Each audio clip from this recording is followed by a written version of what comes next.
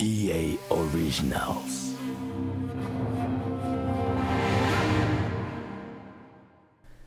There's a sort of sentiment among the gaming community, and that is that good games don't really fly under the radar too often. That if a game truly is good, then it'll naturally find its way to the top by word of mouth alone. And while I do agree with this sentiment for the most part, I also think that just like with any other rule, there are of course exceptions. And today we're going to be looking at one such exception. And as you probably guessed from the title of the video, but that game is none other than Wild Hearts, the collaborative effort between EA and Koei Tecmo, set to capitalize on the ever-growing popularity of the Monster Hunter series. Now, Monster Hunter clones are by no means anything new. In fact, Wild Hearts' own developer, Omega Force, has even made a few Monster Hunter clones themselves. Most notably, both of the Tokaiden, or however the fuck you say it games on the Vita. And the PlayStation Vita in general was home to a bunch of Monster Hunter clones. Soul Sacrifice, Freedom Wars, God Eater. There were almost as many Monster Hunter clones on the Vita as there are Souls-likes in general today. And while I haven't necessarily played every single one of these, I have dipped my toe in a fair share of them at the very least. But no matter how hard I tried, I never could get into any of these games in the same way that I got into the Monster Hunter series proper. It always just felt like I was playing a worse version of Monster Hunter. Like, why am I not just playing Monster Hunter right now instead? Well, that was the case until I finally sat down and played Wild Hearts at least. In my humble opinion, this is the first truly good Monster Hunter clone to enter the market, which makes it all the more strange that it somehow flew so far under the radar. I mean, at this point it seems like the game has all but failed, despite initially seeming like it had pretty strong sales, as it was announced that all support for the game was cancelled just a mere 7 months after launch. So what the hell happened? Well, there are a few reasons, chief among them being a somewhat shoddy PC release, riddled with performance problems across the board, or the $70 price tag for a brand new and yet to be proven IP, or the fact that it only had 3-player co-op instead of the traditional 4-player co-op that most hunting games typically have. Or maybe it was even the whole drama surrounding the whole Fortnite building aspect, which at the time was admittedly kind of strange, but really who knows? I'm not really here to get into any of that today, as that's not really the point of this video. Instead, I'm going to be going over on how you probably missed out on what is the best attempt at a Monster Hunter clone yet, and how in some ways, Wild Hearts even beats Capcom at their own game. So grab your Karakuri, grab your Celestial Thread, because it's officially time to stop sleeping on Wild Hearts.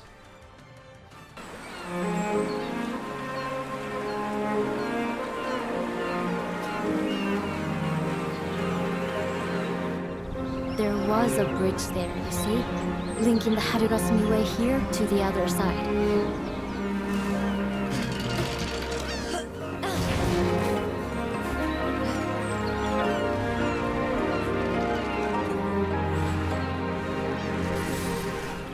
Did you see this one in battle? Excellent form, and the Karakuri Master too.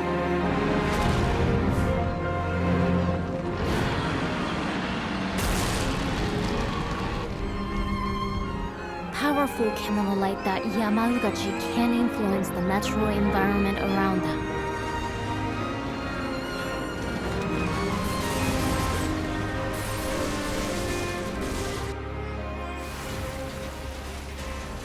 Construction complete.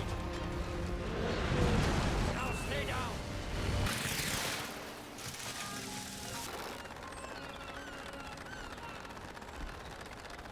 It's time to stop! It's time to stop, okay? No more! Okay, so that's a pretty bold statement to make right out the gate. Better than Monster Hunter? Why don't you calm down, Mr. 20 subscribers? I am talking scorched earth, motherfucker! I will massacre you! I will fuck you up! But in my defense, I did say in some ways. In plenty of other ways, Wild Hearts is worse than Monster Hunter, but I'm getting a bit ahead of myself here. First, I should probably explain what Wild Hearts even is. As I guess just saying Wild Hearts is a Monster Hunter clone isn't very descriptive if you don't even know what Monster Hunter is. Basically, the gist is this. You hunt giant ferocious monsters, typically with a comically oversized weapon, and then you use the materials that you gather from said monster to craft even more comically oversized weapons, allowing you to then hunt even more dangerous monsters.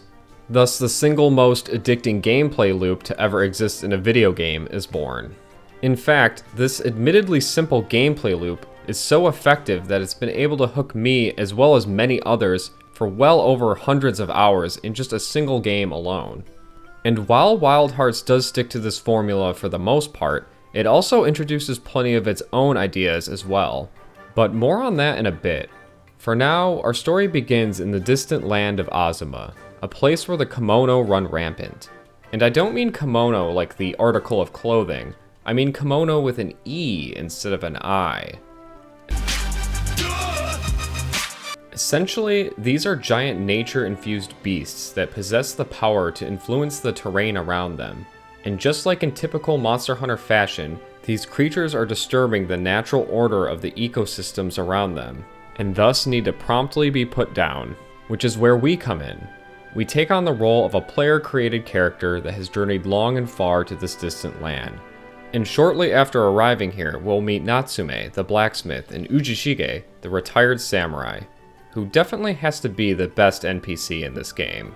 If you hadn't shown up, there'd be a handsome statue of me in amber here by now. But after meeting these two, we'll learn that they're both residents of a nearby town called Minato, which recently has been met with more and more frequent kimono attacks, and just so happens to be in desperate need of a hunter such as yourself.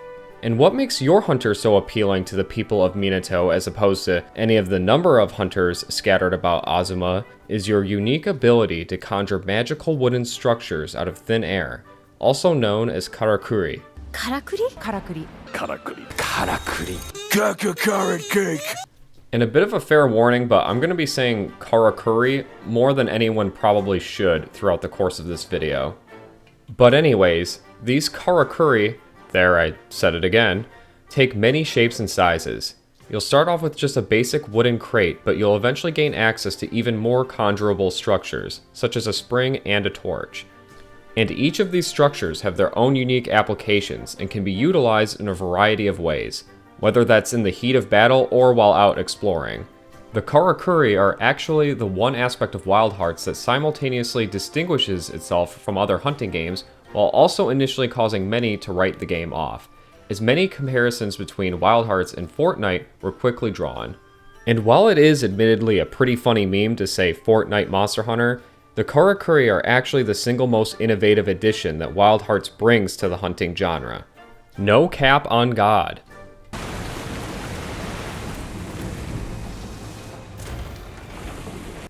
Alright, so what is it that makes this Kaka Kakarot Carrot Crumble so good anyway?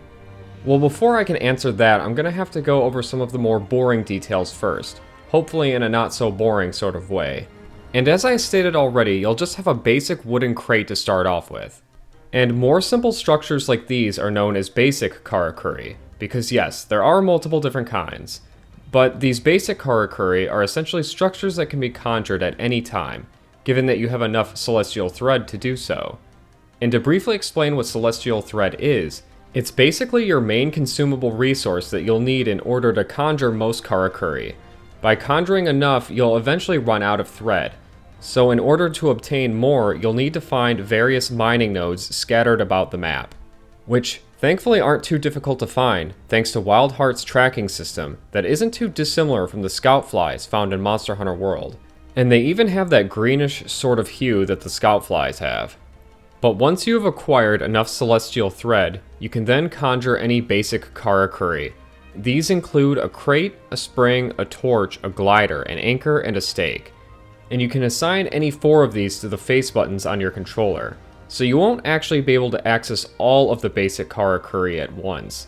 Instead, you'll have to pick and choose based on your current situation, because you might want specific Karakuri for specific hunts.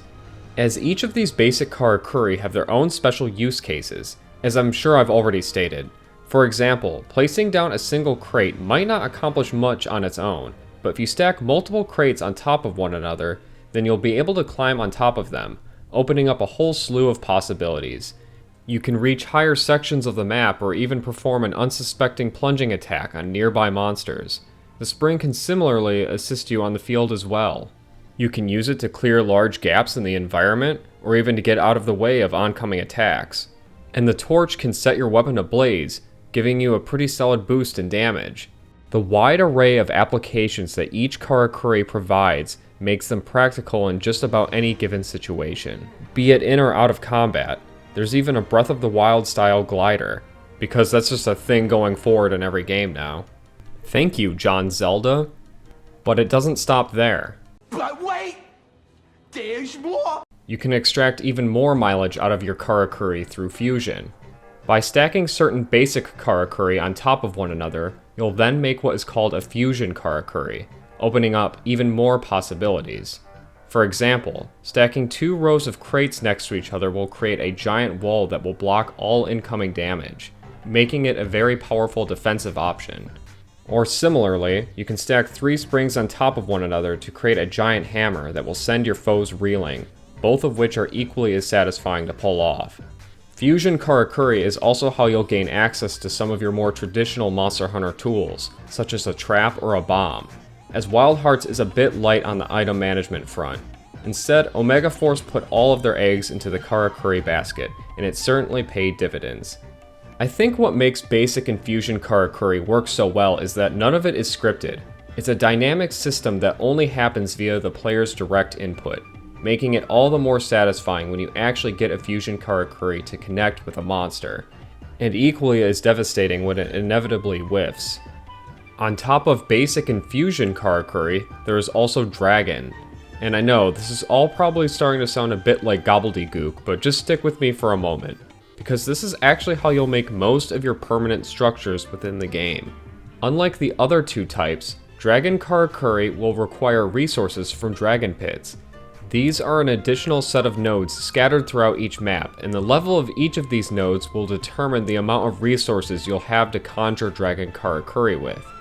And if you're thinking, God, this shit sounds very convoluted, well, then I guess you could just chalk this up to being yet another way that Wild Hearts is similar to Monster Hunter, at least. But you can make all sorts of contraptions through Dragon Karakuri, such as a tent that will act as a point of fast travel, and also a respawn point in case you cart. Well, I guess it technically isn't carting in Wild Hearts, but you get the idea. You can also make forges that will allow you to craft new weapons and armor, or a hunting tower, which are essentially radars that pinpoint the location of any nearby Kemono. And that actually is one slightly disappointing aspect about Wild Hearts, in my opinion, because the hunting towers basically render any type of tracking obsolete, which may not cause any newer Monster Hunter fans to bat an eye, but to any of us old school fans that yearn for the days of tracking, it's a slight downgrade. But what really makes Dragon Karakuri shine is the level of customization that it brings to each of the game's maps. Because just like with basic and fusion Karakuri, you can place Dragon Karakuri virtually anywhere on the map, giving you a pretty insane level of customization for each area, as there's nothing really stopping you from placing your camps in the most convenient spots, which is certainly a whole lot better than having to place your camp out in the open where it's just going to get destroyed anyway. But out of any of the Dragon Karakuri that you can conjure in the game, the flying vines easily have to be the best. These are essentially zip lines that you can place anywhere on the map, and I mean literally anywhere. You can borderline go out of bounds with these things if you so choose. I mean, you can essentially create your own series of shortcuts with the zip lines because there's nothing stopping you from just lining a bunch of them up in a row, allowing you to beam across the entire map in mere seconds. It's pretty awesome. And flying around on the map would be fun on its own, but the fact that you're the one that places them down makes it all the more satisfying. And it is very much worthwhile to do so because the game actually saves whatever Karakuri you place on the map. So the more Karakuri that you set up in any given area, it will make your return trips there that much easier. There's an almost Death Stranding-like quality to the exploration in Wild Hearts, as you slowly tame the wilderness bit by bit and turn it into a network of man-made structures. I really have no other words for it other than it's just satisfying. The building may seem a bit overwhelming at first, but it really is as easy to learn as it is to use. I mean, really, I think just about anyone can wrap their head around the Karakuri. That's the beauty of it. Because as far as the building systems in most other games go, Wild Hearts is by far the most streamlined version that I've personally seen. Because unlike the building in something like Tears of the Kingdom, where you manually have to place every single piece in the structure exactly where you want it, Wild Hearts just has a few sets of pre-made structures to choose from, and these are built by just placing 3 to 4 basic structures next to one another, 6 at the most. This ultimately ends up working in the game's favor because Wild Hearts is a very fast-paced action game, and you're not exactly going to have time to sit there and finagle with the controls while a monster is beating the shit out of you. Well, most players aren't going to have the time anyway. I guess I can't speak for every Twitch streamer. The streamlining of the building process ends up giving you the best of both worlds. You still get to make cool and useful structures that are actually practical to make, but you also don't have to spend 15 to 20 minutes fiddling with the controls either. So if you're at all like me and you were slightly put off by the building aspect initially, I'm telling you right now to not be, because the building is surprisingly easy to wrap your head around, and once you have, you'll be conjuring up Karakuri left and right. The earth is depressed. And that makes me depressed. Alright, I'm thoroughly sick of saying Karakuri, so why don't we move on to a different topic. And what good would a Monster Hunter-like experience be without a wide array of weapons to choose from? And thankfully, Wild Hearts delivers on that front as well. Well, for the most part anyway. If you're expecting anything on the same level as the Charge Blade in terms of mechanical complexity, you might be slightly disappointed. But for what weapons Wild Hearts does have on offer, they provide plenty mechanical depth to keep you well enough engaged. The game has a total of 8 different weapon types to choose from, 6 of which being melee weapons and only 2 that are ranged. Which personally, I'm fine with because I've always preferred the melee weapons to the ranged ones in these games, although one of the ranged weapons in Wild Hearts is admittedly pretty fun and also kind of OP, but I digress. I'll quickly go over each of these weapons here just to give you a general idea of what they're like. This is by no means a weapons tutorial and shouldn't be treated as such. If you do want a more in-depth breakdown of each of these weapons, then Fightin' Cowboy has a pretty good tutorial over on his channel. I'll leave a link to it in the description down below. Starting off, we have the Karakuri Katana, and this is essentially this game's version of the longsword, and it makes for a pretty good starting weapon, all things considered, as it's pretty fast for just how much damage it can dish out and isn't too mechanically complex either, making it an ideal weapon for most beginners. You have some standard light and heavy attacks assigned to the face buttons on the controller, as well as some more powerful multi-hit attacks that consume stamina on the trigger. But where the real damage comes in is with this weapon's unbound state. Whenever you land enough hits with the katana, you'll build up a blue meter in the bottom left corner of the screen. Once you've filled this meter up, you can then unbind your katana, turning it into a whip. Sort of like the threaded cane from Bloodborne, actually. And this unbound state increases not only your range, but also your attack power as well, so you'll want to be in this state as often as you can. And here's a little bonus tip. The plunging attack while unbound does big bungo damage. Next up is the Nodachi, which is essentially this game's greatsword, but funnily enough, it plays a bit more like the hammer from Monster Hunter than the actual greatsword itself, because unlike in Monster Hunter, you can actually charge it while moving, instead of having to stand completely still. And just like the hammer from Monster Hunter, charging the Nodachi will also consume your stamina. But something that's a little interesting about the Nodachi is the fact that you can perform light attacks while charging, which is pretty cool. But what you'll want to do with the Nodachi is releasing your charge once the gauge in the bottom of the screen is completely full. Doing so will release a giant overhead slash that does the big greatsword damage that you'd expect from a weapon like this. Speaking of the hammer, Wild Hearts of course has its very own version of the hammer, or rather, the maul as it's referred to. The maul is another slow-moving, heavy-hitting weapon that can deal out some pretty good damage in the right hands. But unlike with the hammer in Monster Hunter, you won't be charging it for your big attacks, as that role is now taken up by the greatsword. Instead, you'll want to time your button presses at the end of each of your attacks. Doing so will not only increase the range of your attacks, but also the power of them as well. And the timing on each of these inputs is actually fairly tight, making this weapon slightly awkward to play. But another cool thing you can do with the hammer is whack basic Karakuri into nearby monsters, which realistically doesn't do that much damage, but it's still pretty funny anyway. Moving right along to our next weapon, we have the Bladed Wagasa, or the Umbrella as I'm sure most people will likely just call it. This is probably the most skill-based weapon in the game because it's essentially the parry weapon. If you're at all a fan of countering and then punishing the monster, then this is definitely the weapon for you, because you won't be able to get much mileage out of this weapon otherwise. Starting off, the Wagasa actually does comically low damage, making it not very beginner friendly at all. But if you parry the monster's attacks, you'll slowly build up the Wagasa's meter, increasing its overall damage. This meter starts off blue, but with enough parries it'll turn yellow and then eventually to orange.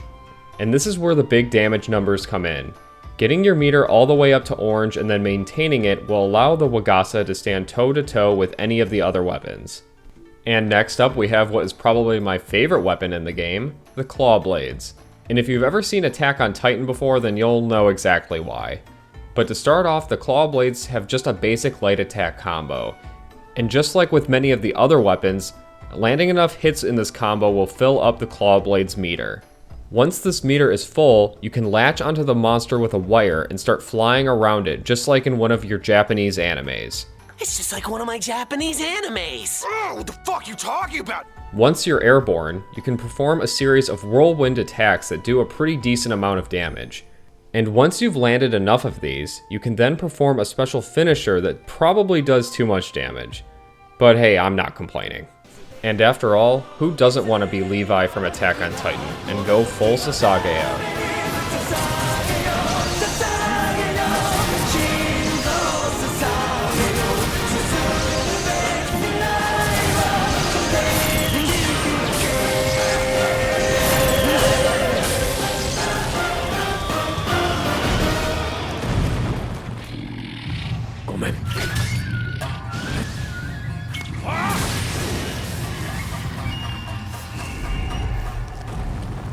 But now we arrive at the last melee weapon of the bunch, the Karakuri Staff.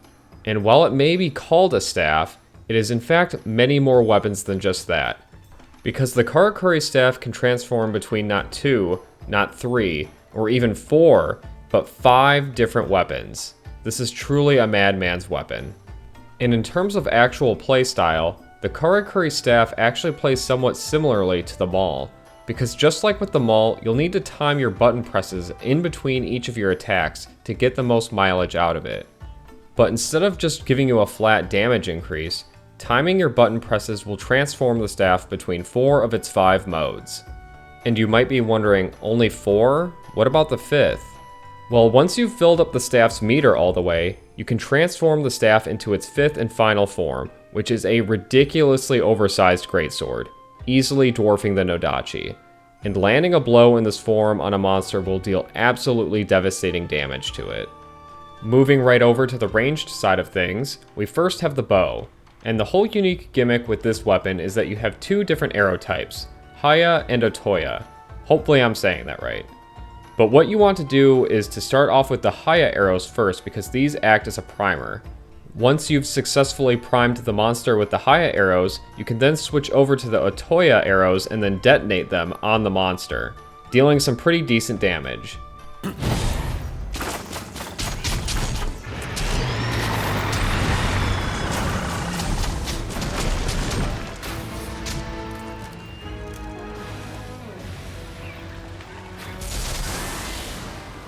And then just rinse and repeat.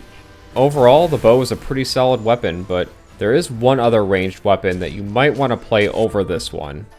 Which finally brings us to our last weapon, the hand cannon.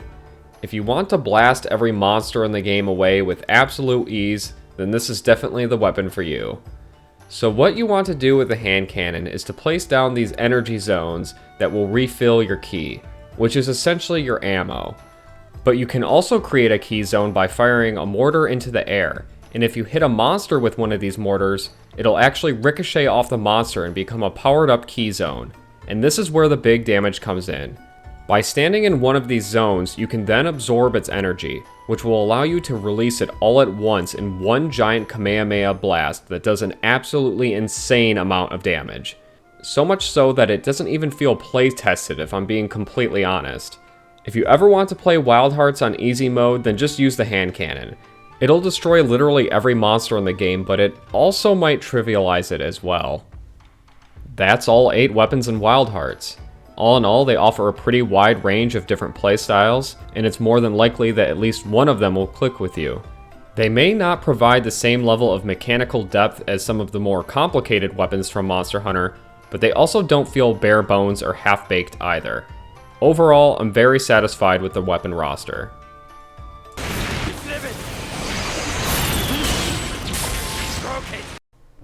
Let's take a brief moment to touch on the game's visuals. And I know, talking about graphics in a game review? Pretty cringe. But I think it's worth mentioning because while Wild Hearts might not be the most graphically impressive game ever, I also think it's quite beautiful. Maybe not from a technical standpoint. Well, definitely not from a technical standpoint, let's be honest. But I do think Wild Hearts' art direction is very strong. And I've always valued strong art direction over raw graphical fidelity anyways. That's why Mario Galaxy still holds up as one of the most visually impressive games still to this day, despite being on infinitely inferior hardware. There's very liberal use of bright and contrasting colors, and the game is fairly stylized overall, giving Wild Hearts a slightly more fantastical feel, which I think helps it stand out from the more grounded realism found in Monster Hunter. And speaking of Monster Hunter, many were very quick to point out that Wild Hearts visually looks worse than Monster Hunter World, a game that had came out 5 years before it and was also on weaker hardware too, which is a reasonable comparison to make.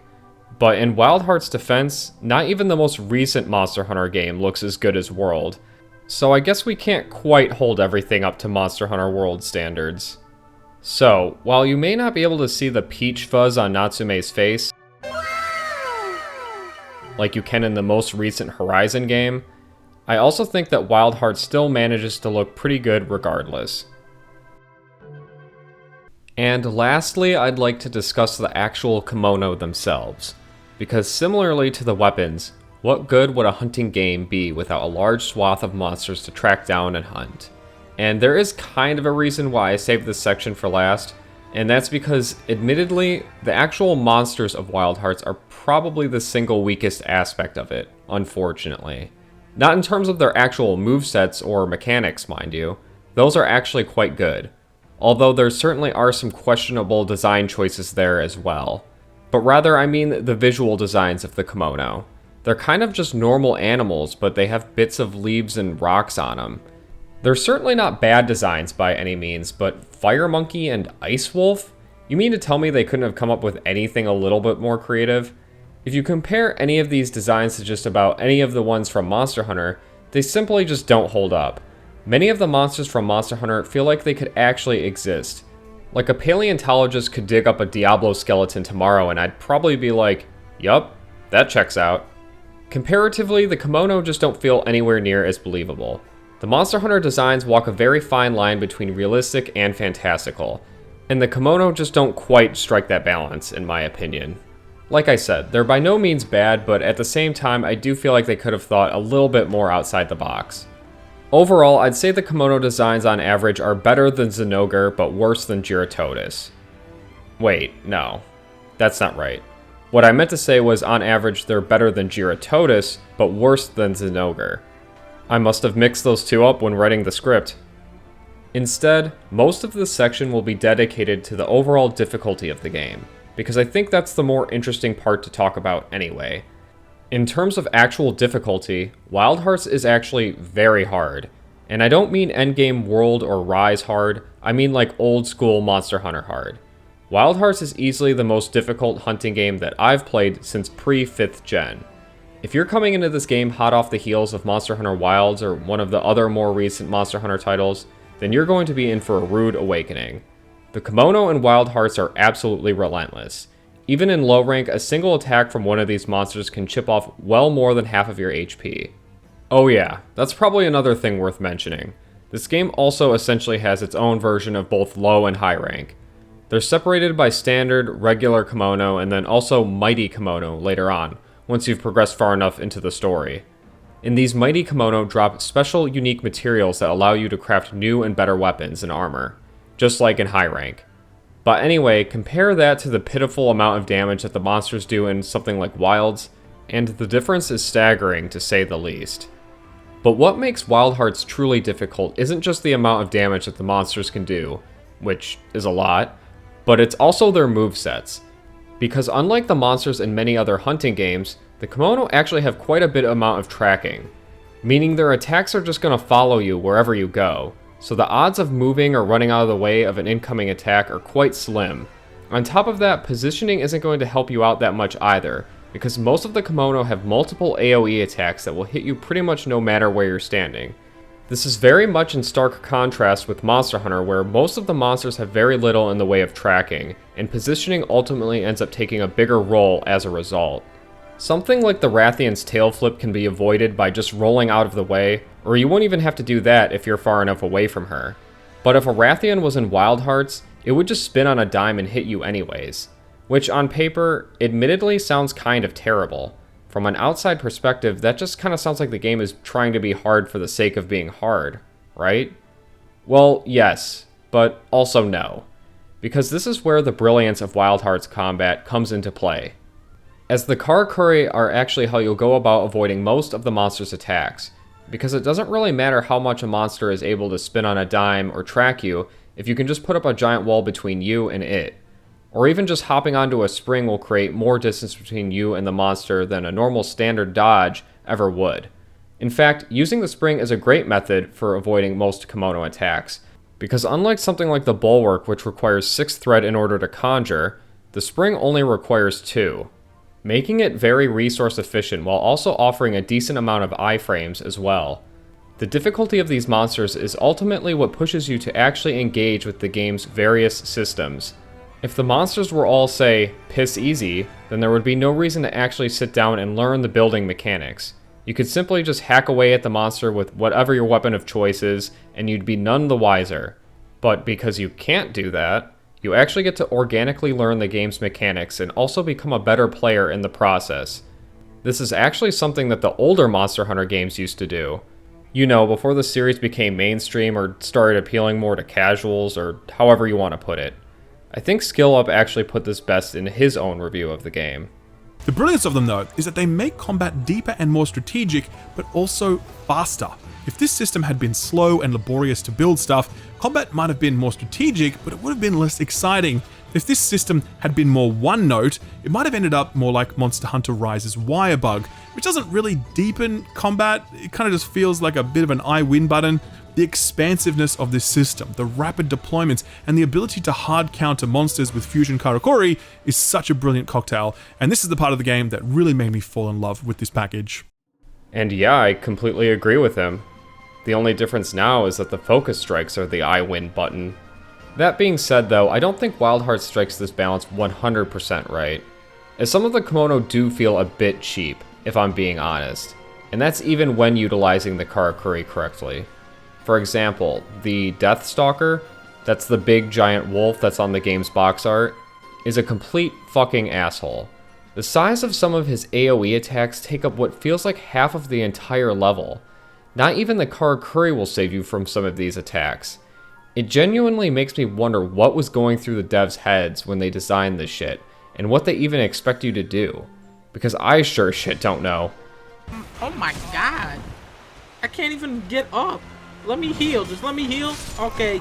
Oh, let me get up. Let me get up. Let me get up. Let me get up. You shit dog. The weakness is you gotta get under the dogs. You just roll under them like this. Cocksucker! But even for how bullshit some of the monsters in this game feel at times, I still prefer this to how the difficulty is in newer Monster Hunter games, where 90% of the game is a complete joke in terms of difficulty until you get to the very end of the end game, and that's where all the difficult monsters are, right? It's refreshing to play a game that actually respects you as a player, and doesn't force you to play through a 15 to 20 hour extended tutorial of the game just to actually get to the good parts. And it's not like every Kemono in the game is as over the top as something like the Deathstalker. I think they went a little crazy with that one just because it's the game's flagship monster or whatever, But overall, the monsters definitely walk a fine line between tough but fair and also just being cheap. But I think they mostly get this balance right. But ultimately, the difficulty is what kept me engaged with Wild Hearts from start to finish, and even long after. Got him now. Here we go. Here we go. Slice the legs. Oh, he's limping. Oh, did somebody hurt you? Get over, you little fucker! You little piece of shit, dog! I hate you! I hate you! Woo!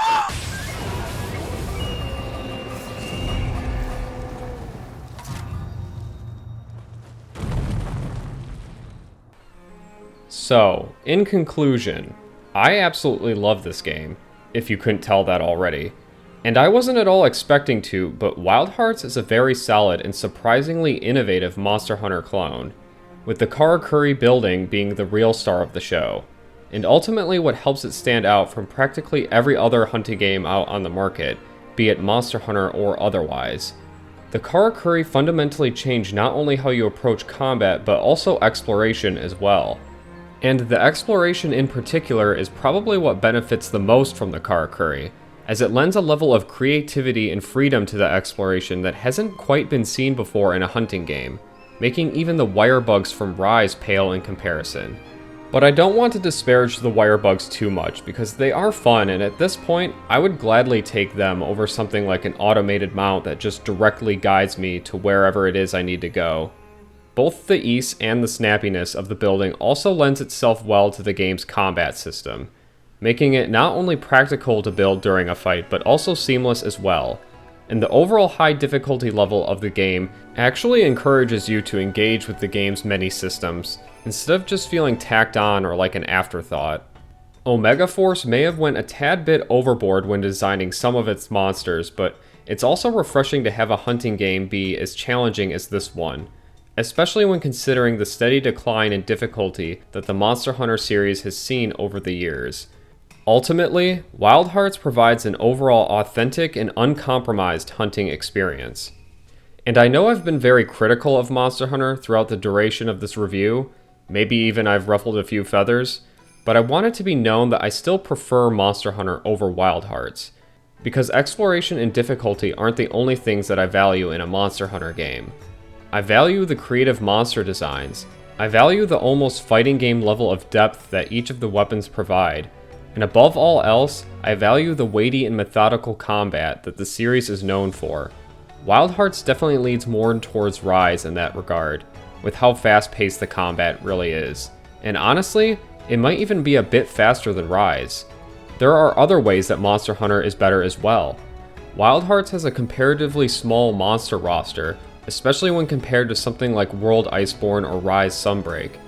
There's more build flexibility and room for optimization in Monster Hunter as well, but at the end of the day, I don't think any of this should be the real takeaway. Instead, it should be that Wild Hearts is an extremely good first attempt in a brand new series. Of course there's going to be room for improvement when developing a brand new IP, and honestly, Wild Hearts is very fleshed out in that regard.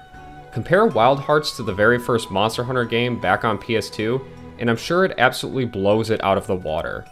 I mean, it doesn't really even make sense to look at Wild Hearts and say, oh, well, Monster Hunter did this better, or Wild Hearts isn't as good here, because Monster Hunter is a series that has existed for well over 20 years now, and has dozens of entries in it to iterate and improve upon. For a first effort, Omega Force absolutely knocked it out of the park. With all this in mind then, it's a shame that Wild Hearts has gone mostly unappreciated. But it isn't all gloom and doom though, because there actually is a slim chance for redemption for Wild Hearts with the recently announced Switch 2 version, Wild Hearts S, which finally has 4-player co-op, thank God. Which puts me in a somewhat precarious situation, as I don't know if I can fully recommend getting the Switch 2 version, because there isn't any official confirmation on this yet, but it's more than likely that Wild Hearts S is going to cost $70. And $70 for a game that you can pick up right now for only $10 on the PSN is a pretty hard sell. Or that's how much it was when I checked last time at least. So my final recommendation is to pick up the game for cheap whenever it's on sale, and just to avoid the Switch 2 version if you can. Because honestly, fuck Nintendo. Their price gouging this generation is absolutely ridiculous. Unless you have you and 3 other buddies that all want to play, that's the only real reason I would recommend getting the Switch 2 version. That and hunting games and portable consoles go together like peanut butter and jelly. But anyway, I've yapped for well long enough now. Go play Wild Hearts wherever you can. It's an awesome game and you won't regret it. But that's it for me though. I'll catch you all in the next video.